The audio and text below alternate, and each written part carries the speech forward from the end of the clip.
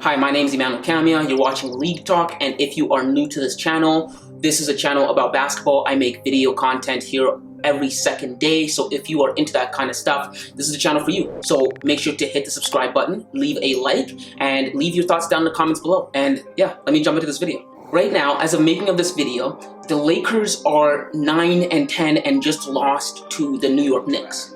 The New York Knicks aren't a very good team. Right now, they're a below 500 team, which is really bad, especially for the Lakers, right? Because this is the Lakers. This is one of the teams that was touted to be a championship favorites, up there with the Clippers, Brooklyn Nets. Furthermore, this is a team littered with future first ballot Hall of Famers. So what is wrong? Why are they going off the rail? Why are they struggling? And why do they have Stephen A. Smith screaming at the top of his lungs, talking about LeBron has won his final championship? Meaning essentially that the squad, the team that LeBron's playing with right now around him is not capable of helping him to win a championship, to win a ring.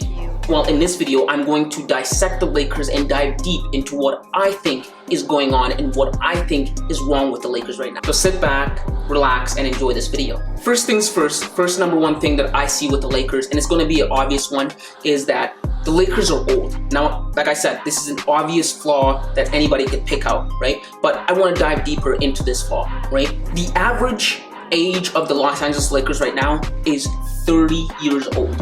If you know anything about sports, this is basically dinosaur age. This is prehistoric in sports years, except for Tom Brady. He's built different. That guy's that's a different ballgame. Different sport, actually. But I digress. But the thing is, the pillars of the Los Angeles Lakers, which is to say, the prominent players, the stars that are supposed to get the Lakers up the hunch and be a good team are all old, right? The only reason we entertain the idea of the Lakers in the championship is because of LeBron James.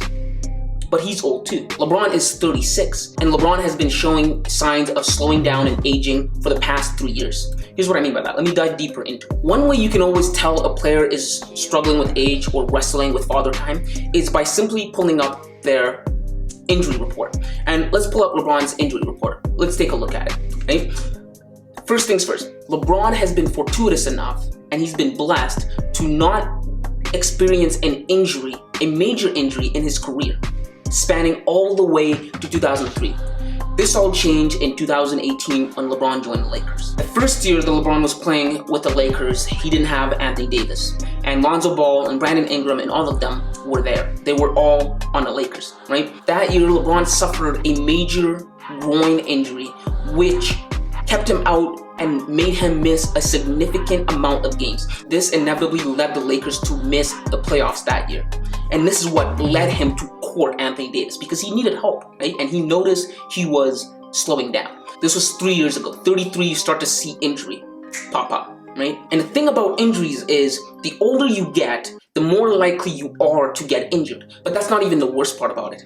The older you get, the harder it is to heal injuries too, right? So when you get injured, for a guy like LeBron, when he gets injured, right, it takes longer for him to recover. And then when he comes back, right, he's more likely to get injured again because most likely he hasn't recovered fully from the previous injury, right?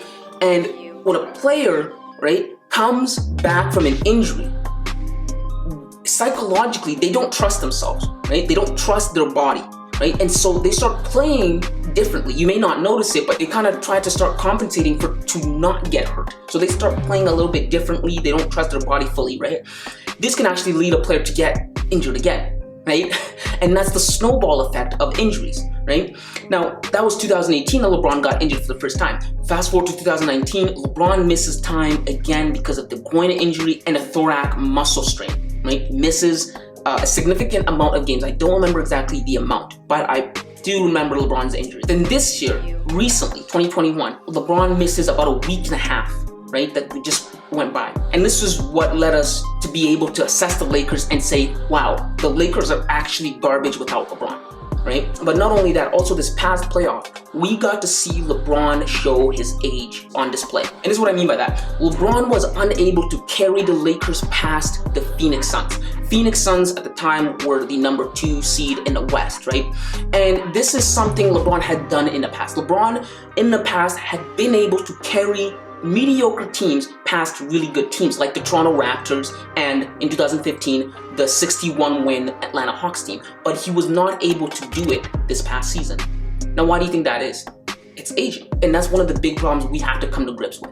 LeBron's aging, and he's not always going to be here, and we've probably seen the best of LeBron already. The best days of LeBron are behind him, which moves me to my next point, just how top-heavy the Lakers are. Not only, right, are the Lakers old, but they're saving grace players. They're prominent stars. The guys that we think of when we think of the Lakers are also old. That's mixed with top heaviness. Let me dive deeper into that. Let me explain to you what I mean by that. Outside of LeBron James, Russell Westbrook, Anthony Davis, and Carmelo Anthony, the Lakers don't really have much to offer, right? And the thing about the guys that I just mentioned is that those guys, the age of those guys are 36, 37, 33, and 28 respectively, with Anthony Davis being the youngest of the bunch. And people may not see just how aging is affecting this team because the averages have stayed the same, right? People look at the stat sheets and they look at their averages, and the averages aren't too far off from what the players' average were last year or the year before, right? But it does show in one place. It shows on defense. As I'm making of this video, the Lakers are ranked number 28th out of the whole league in terms of defensive capabilities. They are not an elite team, and that's why teams like the Knicks are able to beat them.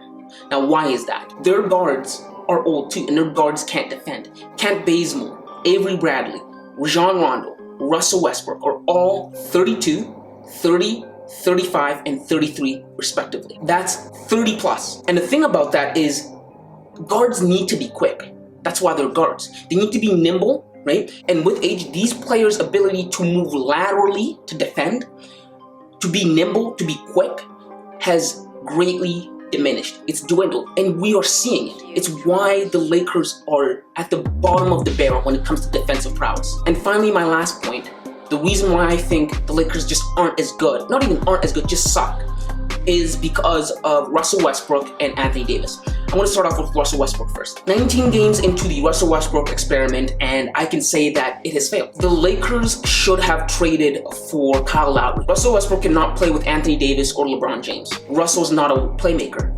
Kyle is. Russell is not a shooter. Kyle is. Russell can't get free. Kyle can. Just kidding. That was a joke, but I digress. Honestly though, Kyle Lowry in 2021 is a far better player than Russell Westbrook. And Rob Pelinka should have opted to go for Kyle Lowry instead of Russell Westbrook. I don't know what happened there, but they should have went for Kyle Lowry. And in a previous video I did called 5 storylines to watch out for in the 2021-2022 NBA season, I mentioned that I was excited and I was interested to see just how the players of the Lakers mesh together. How well will Russell Westbrook be able to play with Anthony Davis and LeBron James? And I can honestly say, after 19 games, I have enough evidence, substantial evidence, and a large enough sample size to say that it doesn't work. Russell Westbrook does not work with this core, and I just wish he did more. I wish he added more to the Lakers, but he doesn't. I wish he knew how to create plays for other players. I wish he knew how to shoot, right? But he doesn't. I don't think he adds value to the team. And I think that Rob Pelinka, I think the Lakers should just get rid of him. Which is gonna bring me to, in my opinion, I don't think Anthony Davis is playing up to his potential. Going into this season, I expected Anthony Davis to be the best player on the Lakers. With LeBron aging and being 36 and Anthony Davis being 28, I thought it was time for Anthony Davis to step up to that pedestal, to take the next step in his career, to be the face of the Lakers, to be the best player on the Lakers, and have LeBron kind of be a mentor, right? To take the torch from LeBron. Anthony Davis hasn't been any of that, right? Currently, Anthony Davis is averaging 24.6 points per game, 10.5 rebounds, and 3 assists, which isn't bad. That's a double-double he's averaging. But I expected Anthony Davis to be in a ballpark of 28 points to 30 points per game, MVP caliber type numbers. That's the talent that I think Anthony Davis has. I wanted him to be very dominant, not need LeBron to win games. Anthony Davis used to be able to win games in New Orleans, I expect him to be able to do that here. But he hasn't been able to do that. And that's one of the things I think is hurting the Lakers. Anthony Davis just isn't playing to his potential. I think he's a way better player than what he's playing as right now. And if he could be that, you would probably see the Lakers change, get a turnaround. But unfortunately, he's not, right? And guys, those are just my thoughts on the situation. Those are my thoughts on why I think the Lakers are struggling right now. So if you have any thoughts, if you think otherwise, if you think differently, I want to hear your thoughts. Make sure to leave your thoughts down in the comments below. And also, guys, if you like this kind of content, remember, this is the channel for you. I post every second day. Make sure to hit the subscribe button, leave a like, and click here to watch how good are the Los Angeles Clippers. And aside from that, I'll see you next time, kids.